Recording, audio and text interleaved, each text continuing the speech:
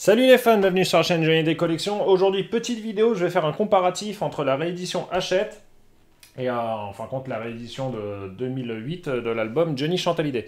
Alors en fait, comparatif oui et non, hein. Je vais juste vous montrer à quoi ressemble la réédition Hachette. Et vous allez voir qu'il y a juste une petite erreur au niveau du livret à l'intérieur. Mais pour Hachette a vraiment fait, je trouve, un bond de qualité entre les tout premiers numéros qu'il proposait, c'est-à-dire Gang et compagnie, ceux qui étaient sortis au tout début en fait, où le son était vraiment catastrophique, les pochettes étaient pas terribles et compagnie. Là, je trouve qu'ils ont fait un bond de qualité qui est à souligner en fait, et du coup, je vais vous montrer ça.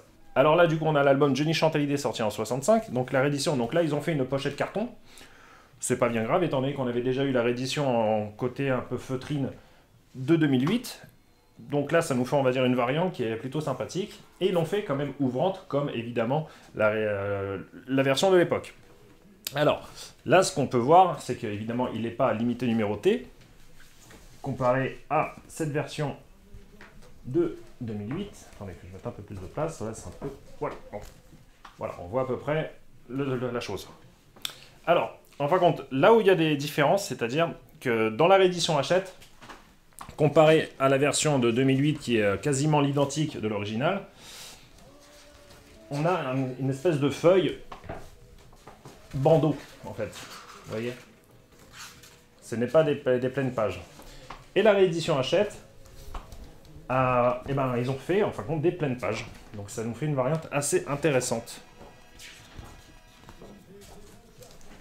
Vous voyez? C'est pas évident à l'image, là j'ai pas un cadre large. Et voilà, je vais me mettre comme ça, hop, voilà, comme ça on voit à peu près.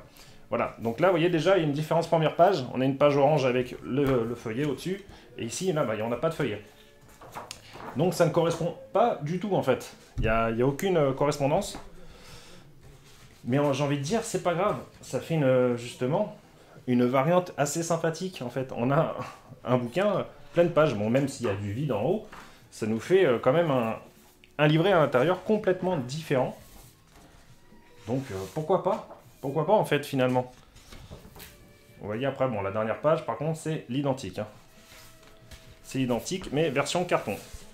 Et on a bien évidemment le vinyle 180 grammes, label rouge. Donc voilà, donc franchement, niveau qualité du packaging, bah, c'est vraiment propre. C'est propre quoi, il n'y a rien à dire. Je le trouve bien fait. Surtout pour le prix, 17,99 €, bah, il est propre, franchement. Et le son aussi, parce que c'est ça qui est intéressant, parce qu'au tout début, dans la collection Hachette, le son était vraiment pas terrible.